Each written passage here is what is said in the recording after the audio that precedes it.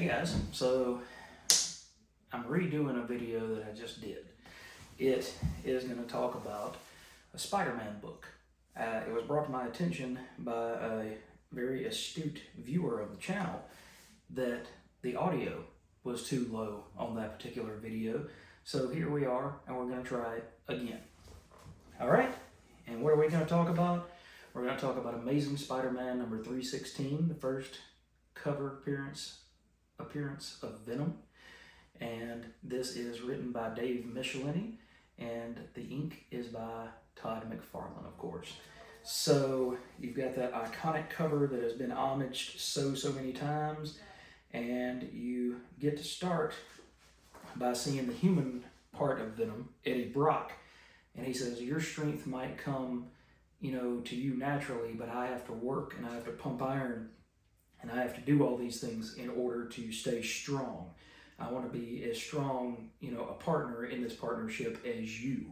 So you've got that artwork by Todd McFarlane that absolutely shows every little detail, including some very spiderific poses in his figure drawing.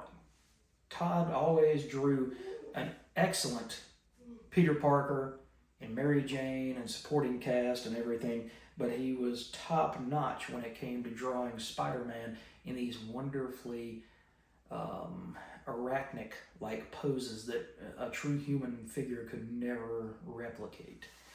So you've got that part of the story going on.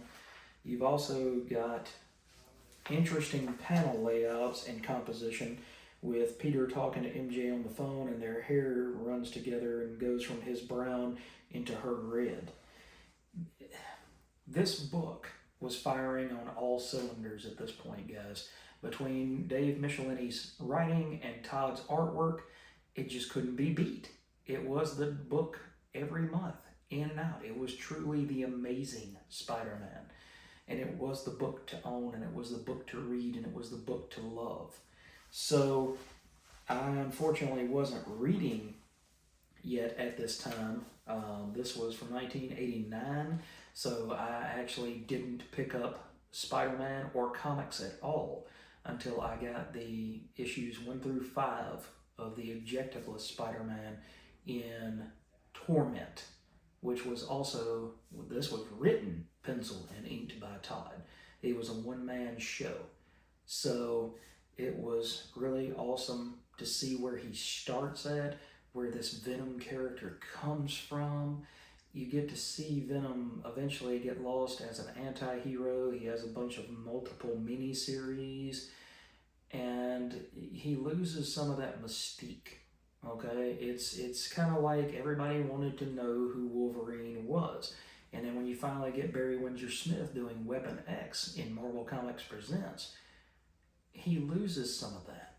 And then when Paul Jenkins and Adam Kubert followed it up years later, yeah, it was Adam, then you get the quote-unquote definitive origin or backstory of who Wolverine is, and it kind of took away that mystique. Here, Venom is still anybody.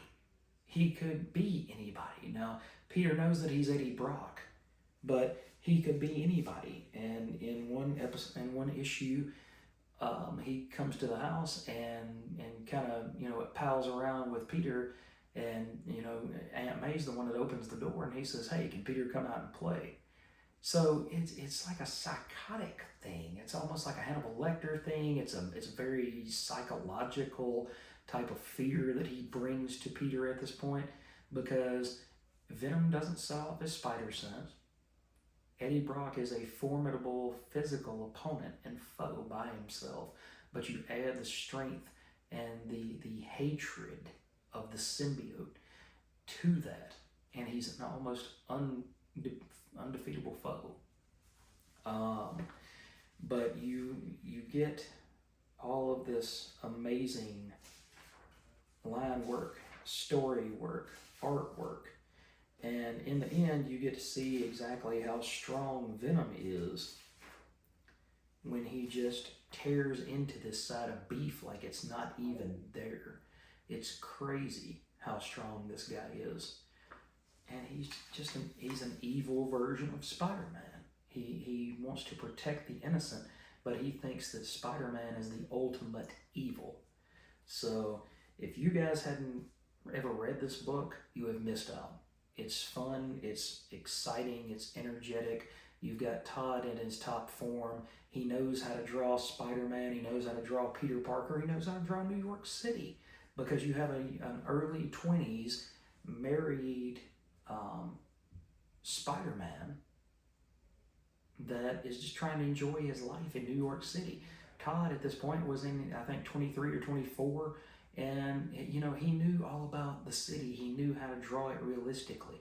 He knew what corner pizza shops were there. He knew all of these things that make it so relevant and so powerful to the casual reader like me here in, you know, Mississippi. Just his pictures at that point of New York City, the backgrounds, things like that, were just so detailed, and they brought themselves to life. It wasn't just, oh, well, he lives in a blank city. No, he lives in New York City. He lives in the Big Apple. He lives in this living, breathing place that Marvel always says that their books are the world outside your window, just a little bit tweaked. And so this is one of Marvel's greatest hits. This is one of Todd and Dave's best issues of this run. It sets up Venom to continue to find Peter and MJ and continue to torment them. Like I said, it's almost like a Max Cady type thing out of Cape Fear. It's psychological. It's violent. Eddie is capable of intense violence, but that's not what he's always about. He likes toying with his food.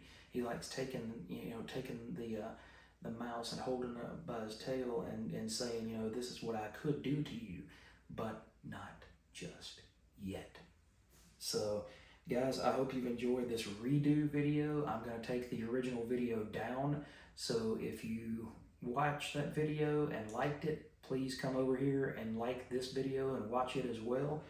And I will try to be more cognizant of the sound and make sure that these videos do have sound and it's at the appropriate volume, so that you guys can continue to enjoy this content for many, many years to come.